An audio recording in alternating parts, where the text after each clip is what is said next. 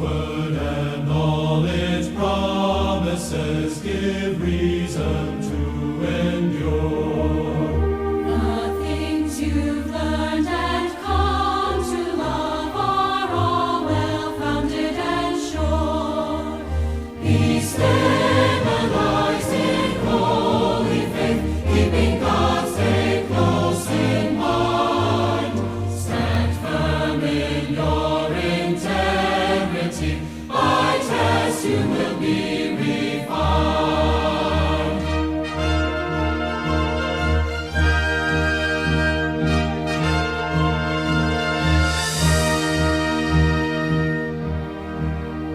Maintain the love you had at first, which somehow could be lost. Despite the trials you will meet, endure no matter the cost.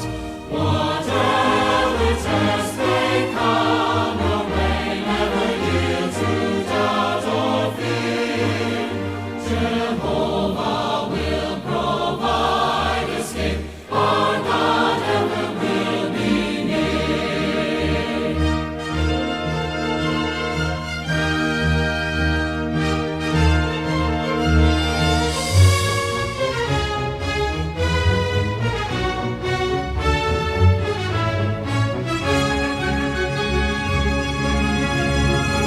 All those enduring to the end are those who will be saved. The book of life will list their names, a record clearly engraved. So let endurance be your aim, let it have its work complete. Jehovah's favor you will know, with joy you will be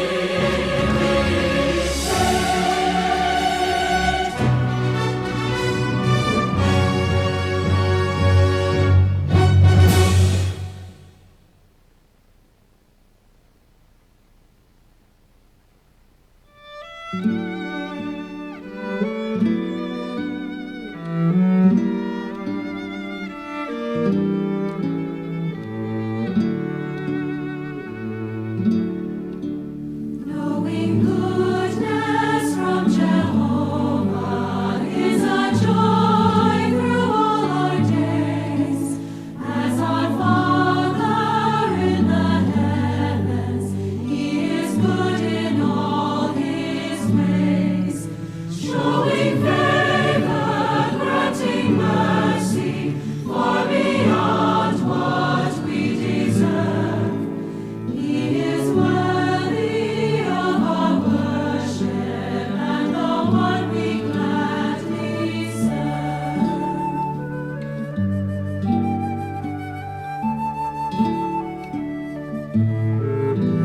In His likeness He has made us, so that we might cultivate all the virtues He possesses, and His goodness imitate.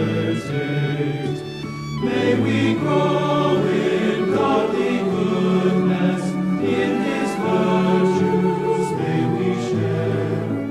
Let us pray for Holy Spirit, that its fruitage we might bear.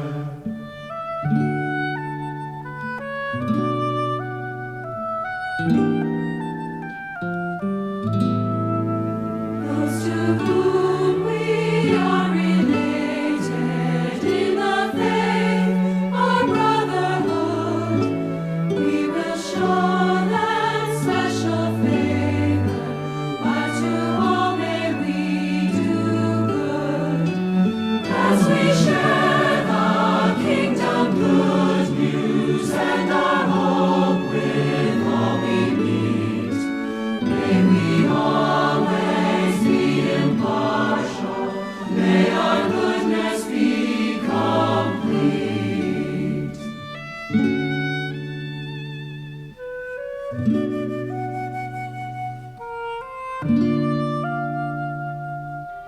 You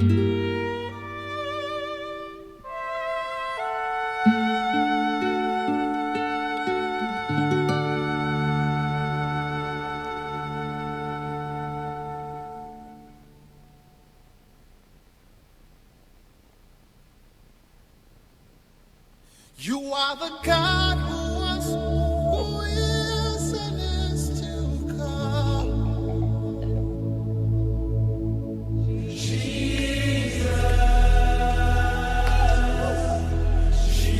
Jesus,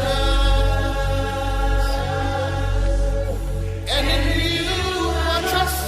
My life is in your hands, Jesus. You are the miracle working God, and you are Yahweh. You are Yahweh. You are Yahweh. You are Yahweh. You are Yahweh. Alpha and Omega. We reverence you, Lord.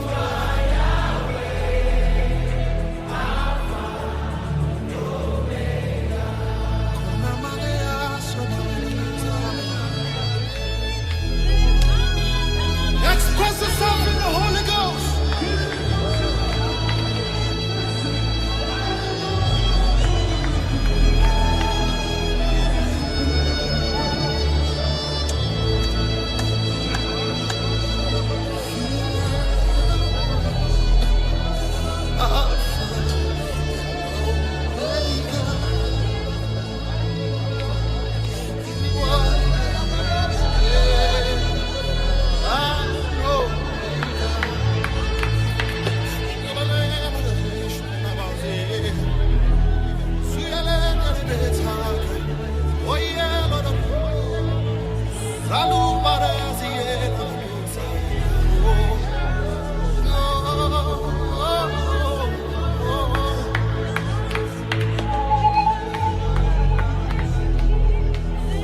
Faith is rising right now.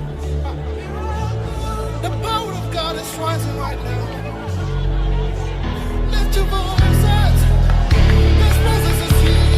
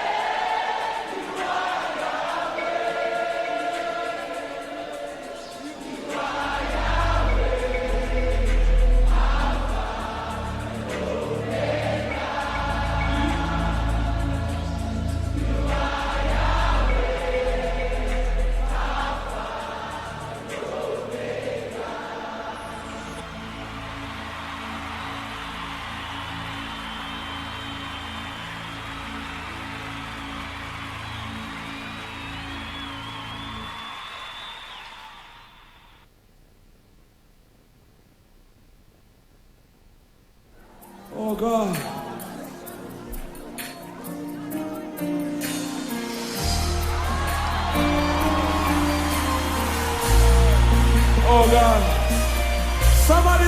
shall be made over tonight. So when we say we worship your name, you don't want your hands to be like this. You don't want to be looking around at who is going. Call up a whole summer.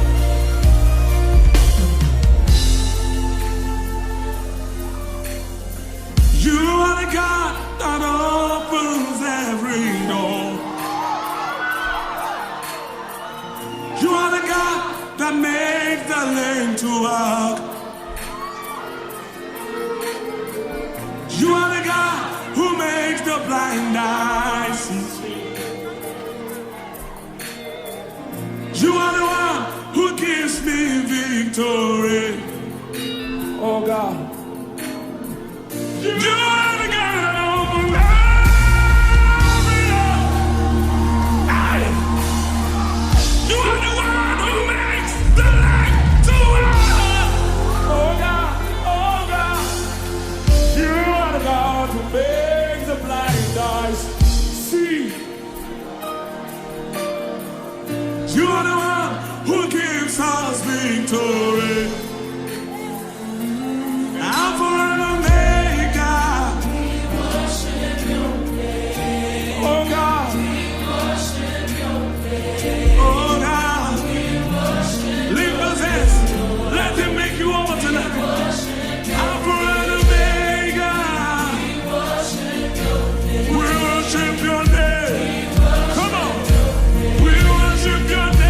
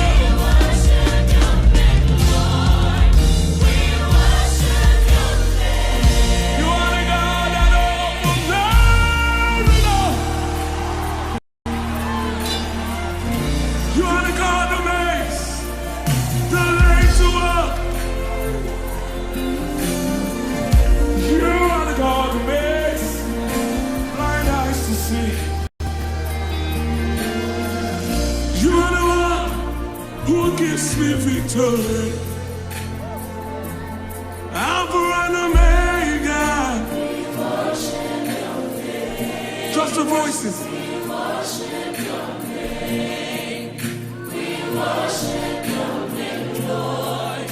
We worship your name. We worship your name. We worship your name. He's making you over right now. Even your own mistakes cannot limit you. Lift your voice in Africa. Say, we worship your name. We worship your name. We worship your name. We worship your name. We worship your name. We worship your name. We worship your name.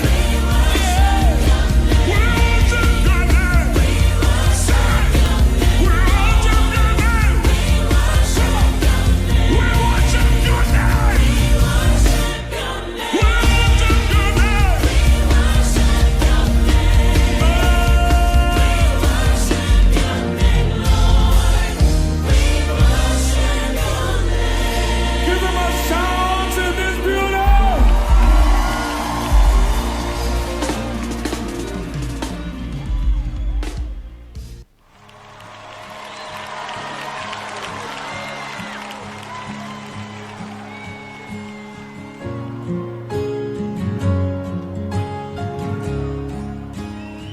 just lift up our hands to him today, giving him everything that we are. Who is like you, Lord, in all the earth? Matchless love and beauty, endless worth. Nothing in this world will satisfy. But Jesus, you're the cup that won't run dry. Sing this with me. Your presence is heaven to me. With your hearts today. Your presence is heaven to me. Sing to him. Treasure of my heart and of my soul. In my weakness you are merciful. Radio has never been this good. Today 95.1 FM, Port Harcourt. This is Today 95.1 FM, Port Harcourt, voice of the people.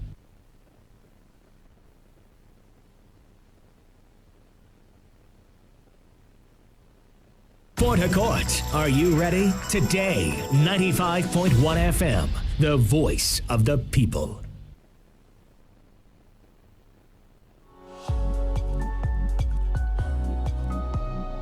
BBC World Service and now Witness History with me, Simon Watts. Today I'm using the BBC archives to take you back to April 1915, when England mourned the death of the war poet Rupert Brooke.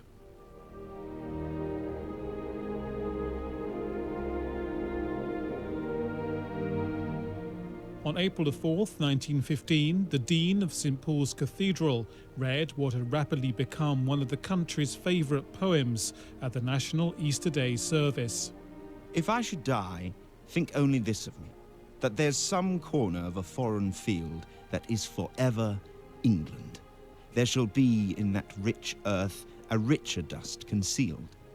Rupert Brooke, the soldier, caught the spirit of a time when idealistic young Englishmen saw World War I as a noble adventure, worthy of the heroes of Greece and Rome. Give somewhere back the thoughts by England given, her sights and sounds, dreams happy as her day, and laughter learnt of friends, and gentleness in hearts at peace under an English heaven. But before the month was out, Rupert Brooke would be dead, and Britain would be grieving for a man famous for his poetry and his good looks. If ever it was true to say of anyone, in Shakespeare's words, that he wore the rose of youth upon him, it was true of Rupert Brooke. This is Violet Asquith, the daughter of Herbert Asquith, who was Prime Minister at the start of the First World War. She spoke to the BBC in the 1960s. He was one of the most radiantly beautiful human beings I've ever known, man or woman. And his face was a reflection, an expression of his mind. It expressed his wit, his passion, his intense gentleness. Rupert Brooke had a classical education, loving poetry and theatre from an early age. He was a star student at Cambridge University in the early 1900s, as his contemporary Norman Burkitt remembered half a century later. He seemed to have something of the magical about him. When he took part in his first Greek play, for example, he took the part of the herald, with his lovely, radiant figure in gold and vivid red, although he was only on the stage for a very short time. Those who were in the theatre that night still remember him. Oh, is the water sweet and cool, gentle and brown above the pool? And laughs the immortal river still, under the mill, under the mill? Brooke's early verse was mostly about love and the beauty of rural England. This popular poem is about the village of Grantchester. Deep meadows yet, for to forget the lies and truths and pain? Oh, yet stands the church clock at 10 to 3, And is there honey still for tea? But underneath the charisma, Brooke was complex. He was confused about his sexuality, and when his first long relationship with a woman ended bitterly, he had a nervous breakdown. This is the actress Catherine Nesbitt. In that day and age, in his class, men knew as little about sex really as women did. And when he fell in love and then induced a woman to live with him, and then he grew out of love with her and he thought she was with child by him, and then she had a miscarriage, and the whole thing put a terrible sort of guilt complex in him. Catherine Nesbitt had a romance with Brooke in the years before World War I. They enjoyed reading poetry together and taking long walks in the country. The atmosphere of the times is so different from now, I think, because I never actually went to bed with him, which a lot of people who'd read his letters wouldn't believe at all, because with his descriptions of the effect I had on him. But we had a kind of excitement in the mere touch and look at each other, and we could often come back, you know, from a day in the country, sort of quite drunk with each other. This idyllic time was shattered by the outbreak of war in July 1914. Brooke enlisted immediately, believing that he'd found a noble purpose in life. He served initially in Belgium, but then, to his delight, he was posted to the Dardanelles Strait between Europe and Asia, with its echoes of Greek mythology. He joined the Naval Division, Mr. Winston Churchill's own unit, with my brother Arthur Asquith. I shall never forget Rupert's joy and excitement when he learnt the secret of their destination. "Oh, Violet," he wrote to me, "it's too wonderful for belief. I've been looking at maps. Do you think perhaps they'll make a sortie and meet us on the plains of Troy? Shall I loot mosaics from St. Sophia? Should we be a turning point in history? Oh, God, I've never been quite so happy in my life, I think." In his best-selling war sonnets, Brooke also wrote about death in classical terms. He'd feared his gilded youth would turn, as he saw it, into decrepit old age, with battle. In fact, the poet would die before he even entered the Dardanelles. As his ship approached Gallipoli, he contracted blood poisoning.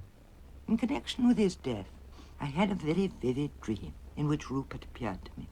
He said, "There were so many things we left unfinished before I sailed. Let's talk about them now." And we did.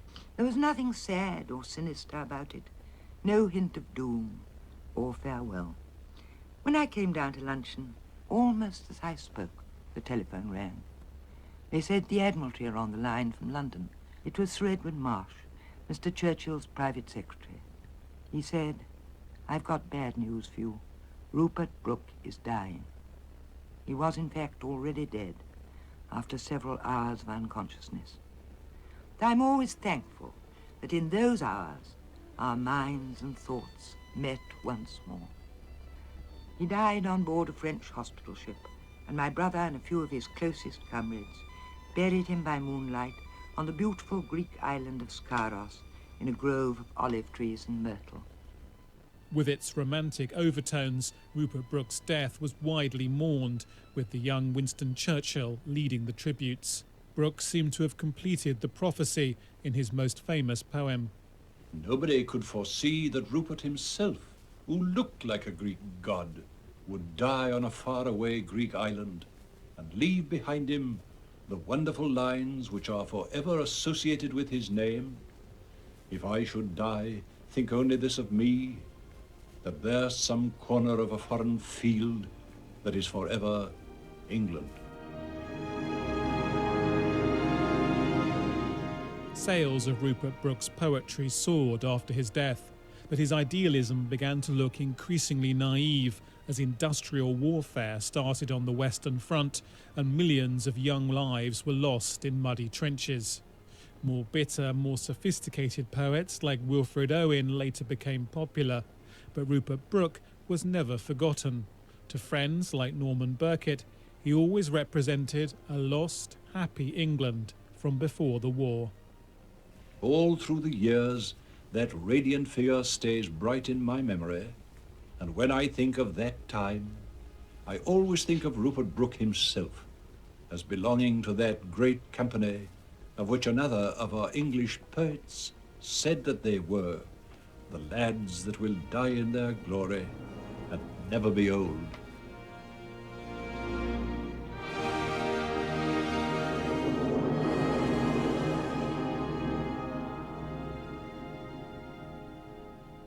The memories of Norman Burkett, ending that edition of Witness History from me, Simon Watts.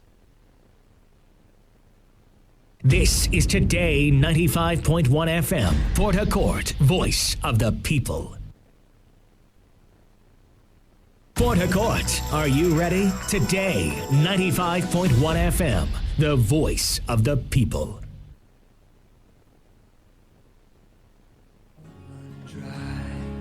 Sing this with me. Your presence is heaven to me. With your hearts today. Your presence is heaven to me. Sing to him. Treasure of my heart and of my soul. In my weakness you are merciful. Redeemer of my past and present wrongs. Holder of my future days to come. Your presence is heaven to me.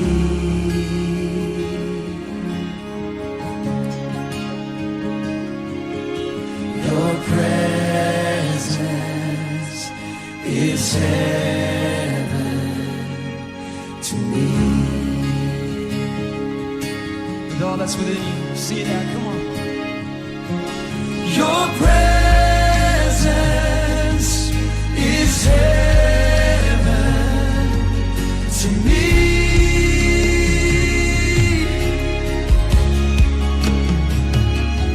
Lord, your presence is heaven to me.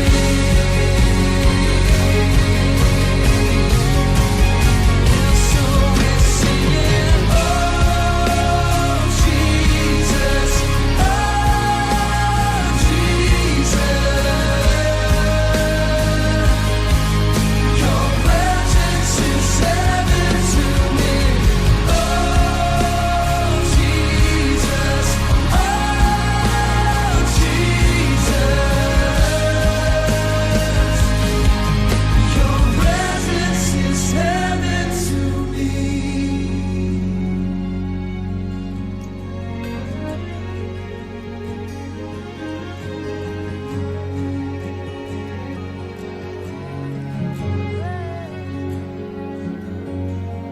All my days on earth I will await the moment that I see you face to face. 'Cause nothing in this world will satisfy. But Jesus, you're the cup that won't run dry. Nothing in this world will satisfy. But Jesus, you're the cup that won't run dry. Jesus, you're the cup that won't run dry. Do you believe it? Come on. Your presence is heaven to me.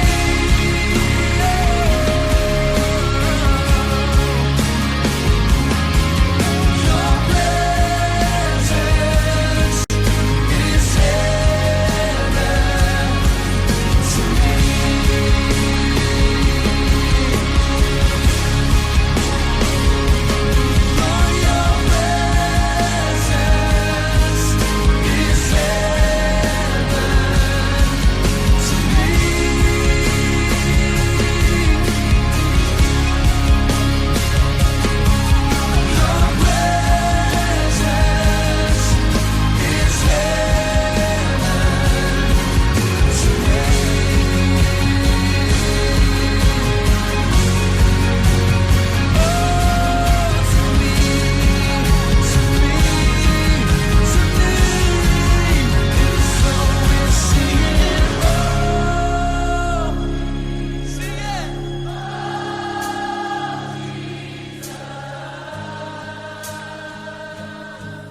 Your presence is heaven to me.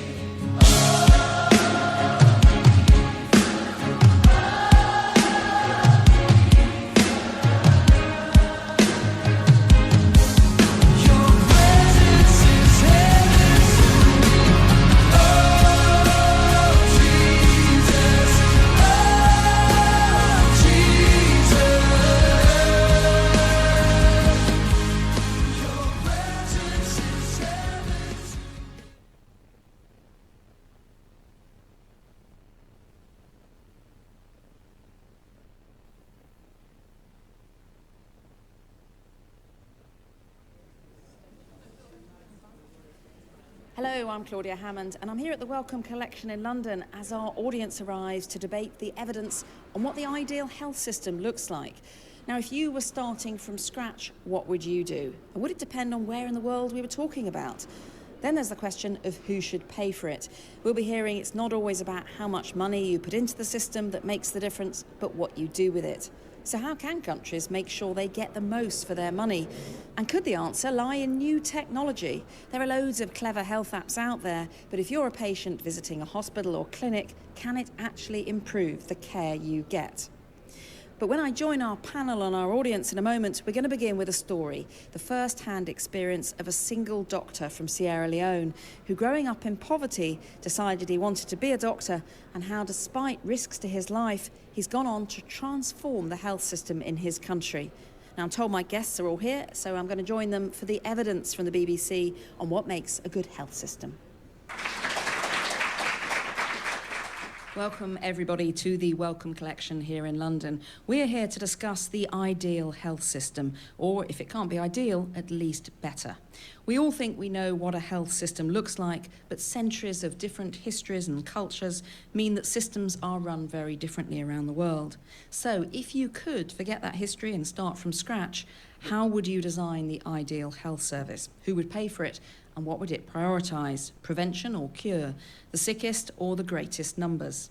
To help us decide, I have with me Dina Balabanova, Associate Professor at the London School of Hygiene and Tropical Medicine, Nyan Kalnad, CEO and co-founder of Avagen, a digital healthcare social enterprise. And I want to start with a tale of what happens on the ground from Mohamed Baylor Barry, who's co-founder of Wellbody and a strategic advisor to the Executive Director of Partners in Health in Sierra Leone. Baylor grew up in Sierra Leone and has become one of the country's best-known doctors, helping coordinate the response to the Ebola outbreak in 2014, building a network of community health workers and one of the best clinics in the country, which sees 250 patients a day. And he has come specially from the US to join us today. Now, I read, Baylor, that you wanted to be a doctor from the age of 6, and you even raised your own fees to be able to go to secondary school. How did you do that? I wanted to become a doctor at the age of 6 when my neighbor was a nurse and was seeing patients and was helping. I thought, like, this guy is great. He's helping people, and I also wanted to help. My father made, like, less than 50 cents a day, so I used to sell candy, kerosene, cigarettes on the street to raise my fees. And so I was able to go to school and secondary school because all we have to pay fees. And then but when I wanted to become a doctor, there was no medical school in the country, and the first medical school was opened in 1988. When that school was open, professors from the college came to our high school and was talking about, like, the new medical school and encouraging students to apply. But also there was a scholarship for the best 2 students when they take the A-levels. So I studied hard, struggled, but studied hard, and was able to be the second best student in the country. And that made me go to the medical school under a tuition scholarship. Second best in the country? Wow, that's very impressive. Yeah, so, and tuition was free, but also you need resources like textbooks, transportation, and things. I could not raise that, but borrow the textbooks from my friends over the weekend and handwrite them, also walk 40 miles back and forth to school, to a medical school, until I went to the 5th year of medical school when my brother was able to go to Tanzania first and then went to the US and started sending me money when I was in 5th year medical school. And your studies were interrupted as well when you had to flee at some point? Yeah, so I studied medical school during the war, and at some point I had to run away from the war to Conakry in a refugee camp for like 2-3 months, and had opportunity to go to Canada as a refugee, but like turned it down because the medical school has opened, because I was not sure if I go to Canada I'll be able to become a doctor. But when medical school opened in Sierra Leone, I went back to Sierra Leone and finished my medical education. But it was a very serious situation, and you almost died yourself. Absolutely, yeah. I ran through a dugout canoe, and when on our way out, they were shooting at us, but fortunately we were able to make it to Conakry. And you even had a situation where they didn't believe that you were a medical student. Yeah, then when I came back, so I went away in 2007, but I came back in 2008 when the medical school reopened. And in 2009, the rebels actually entered. And when they got to Freetown, I had a scar on my waist. When studying like coffee, I poured coffee on my waist. And so then they were searching people, the Ecomogs, the Nigerian soldiers. And so they saw the scar. They said like, oh, it's because the rebels were like tattooing themselves. And so they said it's a tattoo. And the guy was like, give me 6 feet. He cocks his gun. But it was in front of the medical school. So one of the guys that work in the morgue where we do dissection saw, because they were helping taking bodies that were shot to the morgue. And so he said, hey, Barry. I was like, oh, Joseph, it's me. They want to kill me. And the Nigerian soldier asked, do you know him? He said, yes, I know him. He's a medical student here. And the military guy let me alone. I ran like 5 miles from the point to my house. I'm not surprised. So he saved your life, that guy? Yeah. And I owe him my life a lot. And when you finally, after all of this, achieved your dream of becoming a doctor, what did you think about the services you saw and how easy it was or difficult it was for patients to get treatment? So when I was in medical school, but when I finished medical school, I started working. I was surprised with the kind of healthcare we have. Like, patient will come, they have to pay you, the clinician, money. You see them, you write for them to do tests and everything, and they write them a prescription. They will not be able to buy the drug. Like one day, a kid came, they brought a kid to me and they paid me the consultation fee. I prescribed the drugs for them. They went home, the mother could not buy the drugs. 3 days later, they brought the kid again, convulsing. And that touched me like, wow. What about if I had left that money that the patient paid me so she can buy her medications? That was a dilemma. I started thinking about it in the country. I started thinking about how the healthcare system is dysfunctional. I was like thinking about ways, and then I got a job with a Catholic hospital in the north of the country that was offering free care. I jumped at the job because it would help me free up my mind, because I was going to work every day thinking about this. Patient will pay me consultation fee, but I will ask them, if I prescribe, can you buy the drugs? If they say no, I'll give them back their consultation fee. And then one American medical student wants to come to Sierra Leone and do some work. And so he came, but he also had read about health and poverty, but I lived it. So he wanted to help. So we decided to start a foundation called Well Body Alliance. And I was talking about setting up systems from scratch, and in a way that's almost what you have done with a clinic in the Kono district. Why there? Why that particular area? The war finished in 2002, and so we started this organization in 2006. But in 2002, after the war, many NGOs came into the country, supported some of the amputated civilians, but they left after 2 years. And so these amputated civilians were in the street, roaming, begging for food and everything. And so we did a tour across the country and find out that Kono district was special. Kono district is in the east of the country, and it's the diamond-rich district. and this was the epicenter of the war.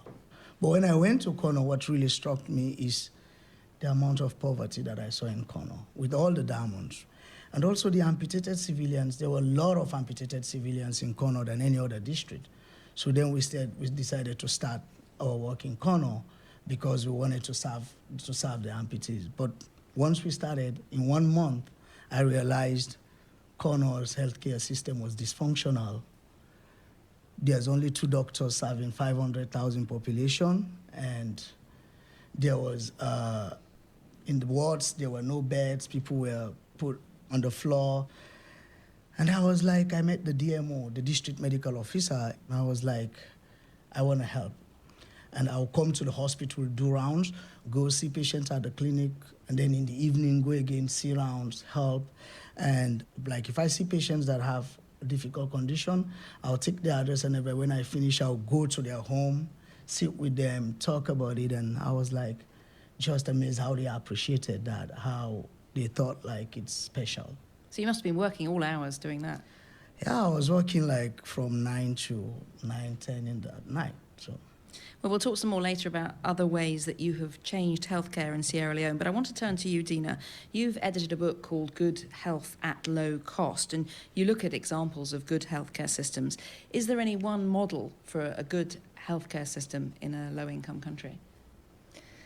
We were hoping to come up with an answer to your question, and this was a $1 million question. Every government in the world would like to know why Ethiopia is achieving better than Nigeria, and why Cuba has better under 5 mortality than the US right now, despite the spending 11 times the amount of resources. So the question we wanted to ask is what makes a good health system? So at the end of our research, the answer was there is no blueprint.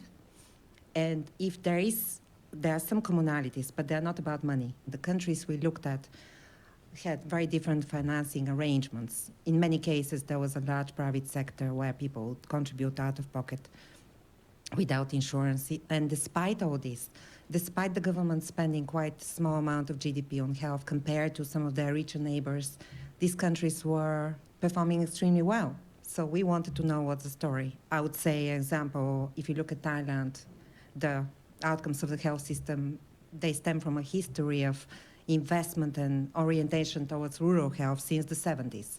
So what we are looking at right now cannot tell us the full picture. Thailand was one of the first countries in the world at this income level to achieve universal coverage.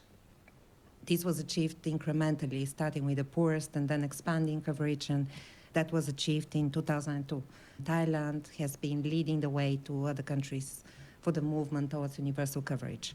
And I think that's interesting with Thailand, that this has been going for 40 years, that this isn't a short piece of work, that this is something that's gone on for decades, presumably under different governments, but has still kept going. Somebody has still kept this all going. This was one of the most interesting things we discovered. It's about continuity. There were elites that continued to invest, continued to think about rural health and community development. There were also the royal family, which was very interesting. They have been supporting health reform, even organizing an annual global health conference. So there was a continuous program over many decades, and the same situation we see in Ethiopia. So when we talk about the achievements in Ethiopia, the health extension workers, these are community workers who are serving dispersed populations in rural areas. This was not created out of the blue. This is building on a history of voluntary health work since the 70s and 80s. So that's something that we often don't look at sufficiently. Now, I think the health extension workers in Ethiopia are really interesting, and I had the chance to go to Ethiopia to make a program about them a few years ago and to look in detail. And we went to various villages and met these amazing young women, health extension workers, who were from the village and had been picked and were, obviously very clever, and had been picked and had such responsibility in a way for caring for the people. And they were telling me how lots of doctors who trained in the capital didn't want to go and work in the countryside, and so they